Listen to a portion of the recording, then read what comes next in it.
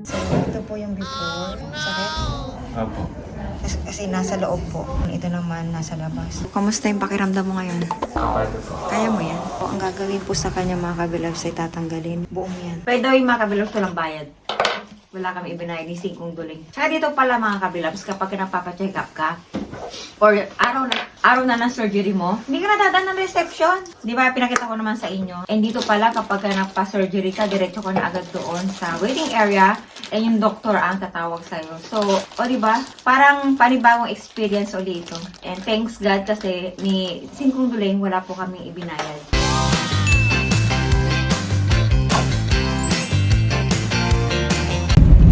Hi kabilabs, good morning! Hi Kian, are you excited? Ano naramdaman mo ngayon? Kinakabahan. Nervous system. So, ngayon po ay papunta kami sa surgery. May naka-schedule po si Kian ngayon na isa-surgery po ang kanyang ingrown. And today is 14th of November. So, samahan nyo kami today mga kabilabs. And tignan natin kung ano yung magiging reaction ni Kian before and after. Turn right, then your destination will be on the left. Alright? So, nakikita nyo po itong plus or cross sign. Diyan po, mga ka-vlogs. Yung clinic. Pero hindi ko alam kung diyan gagawin yung surgery. So, dito po yung parking. Ito, hindi ba pwede dyan? Dito na lang kaya para mas malapit ang stop only. Ibaba mo na kaya kami, be? Doon ako mag-aantay. Dito po kami dadaan. Okay, so nandito na po tayo sa loob mga ka-vlogs. So, ako na yung gumagawa mga kabilags. Birthday ni Kian. Ang last name niya ay Amita. So, yan. You have been marked as arrived. Please check your temperature before taking a seat in the waiting area. 30 minutes pa. Okay. Kian, check mo na yung temperature. Na-check mo na? Ayan, so 35.1 po si Kian. Tara na, Kian. So, waiting area 1 and 2.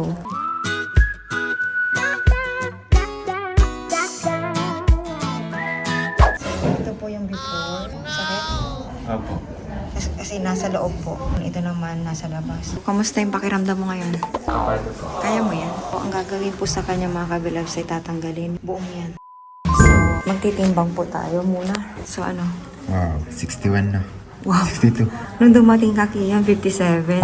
Grabe ka, Kian. Yung height, mag-height ka din? Paano po ba? Wag na. Okay, dito naman tayo. So, ganito po yung BP-han dito mga kabilabs. Gamay na ng bata. Favorite niya yan eh. Pag pumupunta kami dito.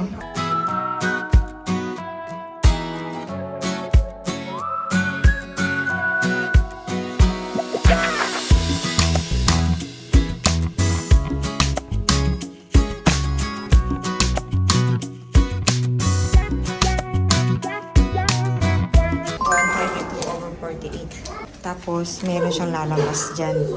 Ito na yung magiging ano mo, proof or data mo. May date siya dito. Ang baba ng diastolic mo, Kian. Ayos na rin po, kumpara sa dati. O, ako naman. Si Mami naman. Tumaba din ako mga kabilabs. 59.50. Pag nandito na siya, saka mo siya i-start. Dapat relax ka pag gagawin mo to. Before measurements, either arm can be used for measurement.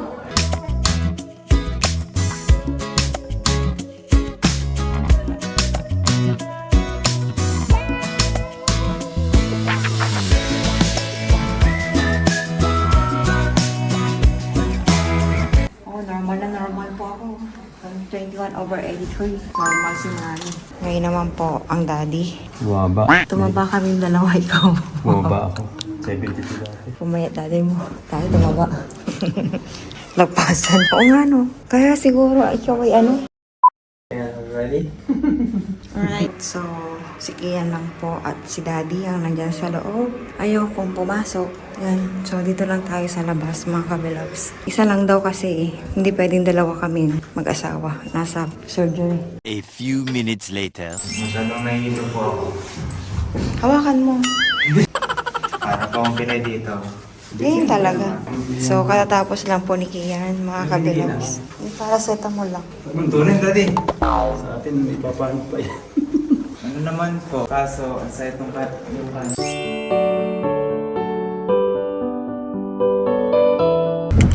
Hi mga kabilabs, kami ay tapos na po. And syempre, nasa likod ako ngayon. Kasi ang bata, nahihirapan siya. How are you, Kian? Kaya mo? First, surgery po ba yung tawag dito o operation? Surgery lang yan. Kasi outpatient ka eh. Kanina po, bago mag-surgery, medyo kabado. Kasi nakapagganto na rin po ako sa Pilipinas ang sakit. Ah, okay. Pero dito po, turok din naman po pero sa ibang parte. Hindi po dun sa infected. Mamaya, explain mo sa amin ha. Let's go! A few minutes later. Okay, hi kabilabs. So, nandito na po tayo sa bahay and kukumustahin natin. Kasi diba, lumabas po ako kanina mga kabilabs kasi alam pong mangingilo ako eh. Kaya, daddy yung pinapasok ko.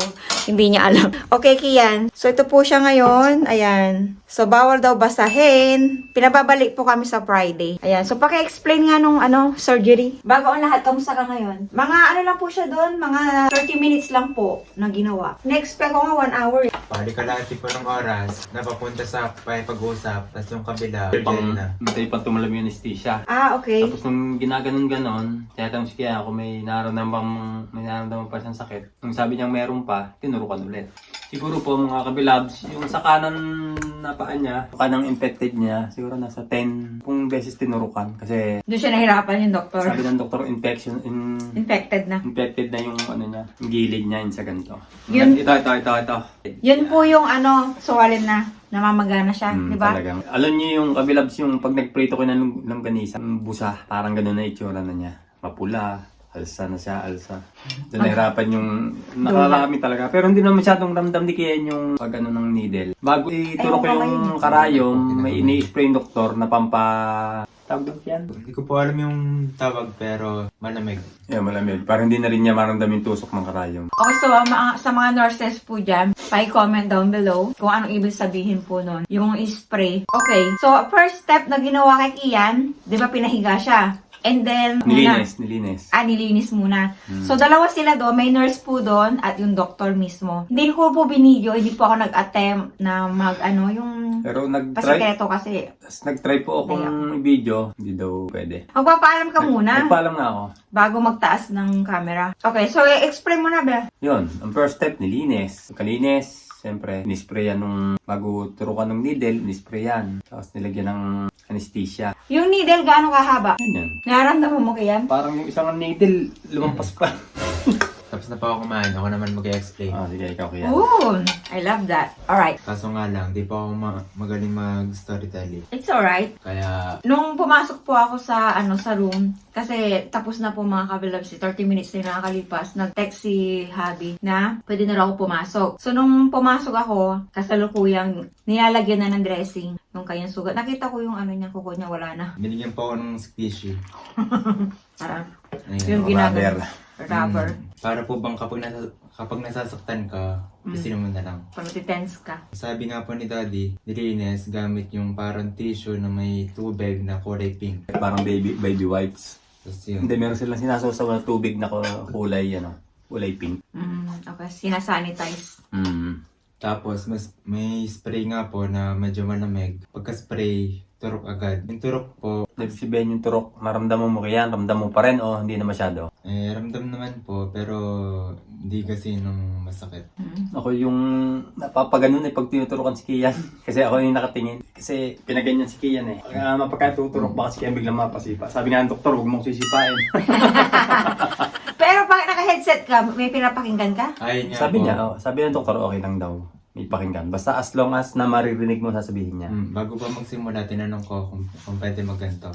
Okay. Tapos yun, basta nga daw po maririnig yung sinasabi niya, ayos ka. Alright.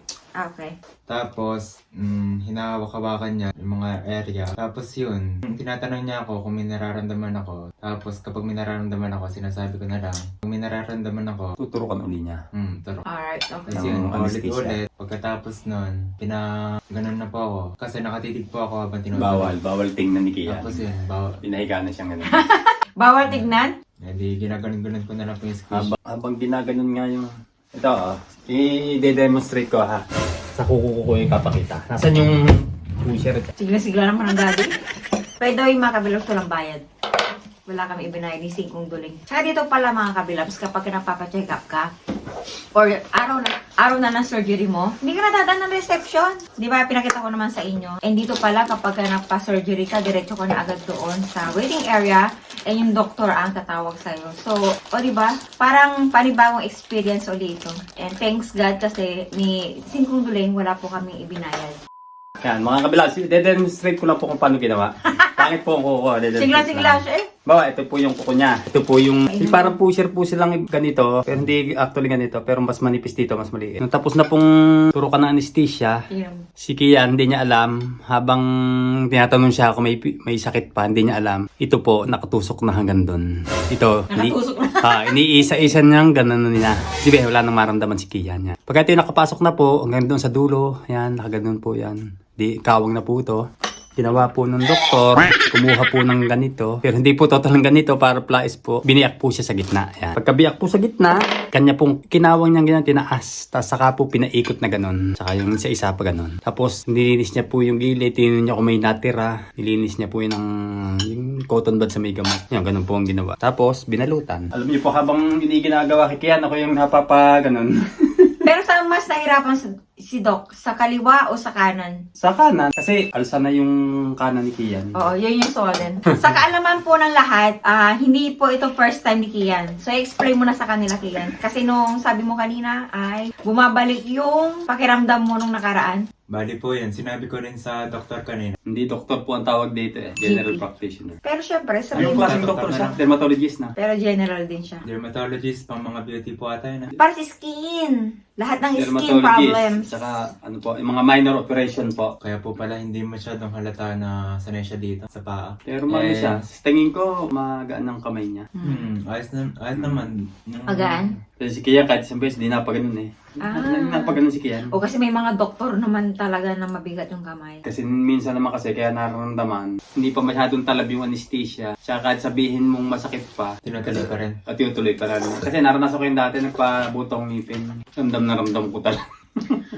So, bali po yun, ang pinaka-difference sa Pilipinas at dito. Sa Pilipinas po, tinuturok nila yung anesthesia po ba yung tawag doon? Oo. Tinuturok po nila sa mismong infected na area.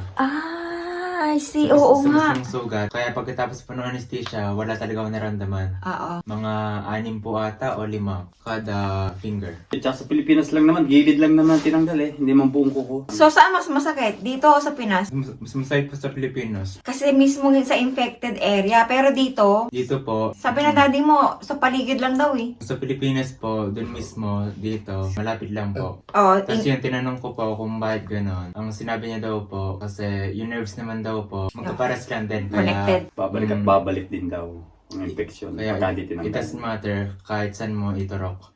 Pero sa tingin ko, mas effective nga yung turok sa Pilipinas. Kasi hindi na inulit. Efektibo agad. Pero mas masakit. Yung pang-spray na yun kasi, ano din yun, other pain reliever din yun, yung spray na yun. Sa Pinas kasi, anesthesia ang ginamit lang, no?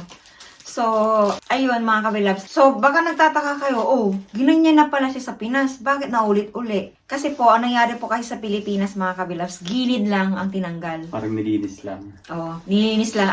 Alam niyo yung ingro natin, sa gilid lang. Yun nga po. Tama din naman po yung ginawa nila, gilid lang. Pero yun, bumalik uli. Kaya, yun, nag-request ako na lahat na ng kuko ipatanggal. Okay.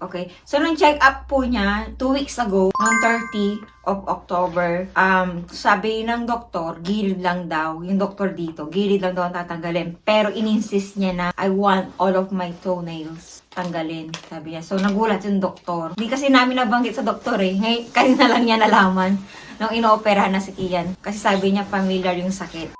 So, ayun mga kabilabs, on Friday, today is Tuesday, 14 of November. On Friday, 17, ay babalik po kami sa health center, 4 p.m. para linisin ng nurse ang kanyang kuko. Yung surgery niya. Binigyan kami nito kung ano yung mga kailangan namin gawin hanggang sa Friday. Bawal basain. And yun, wala po silang binigay na gamot dito mga kabilabs. Walang nireseta. Wala ni reseta. Basta bigyan lang daw namin siya ng paracetamol. Yan.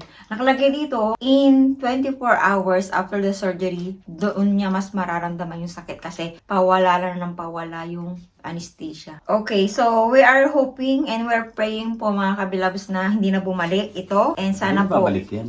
Tanggal na. Sana po ay Sana nga po. tuluyan na siyang mag-heal.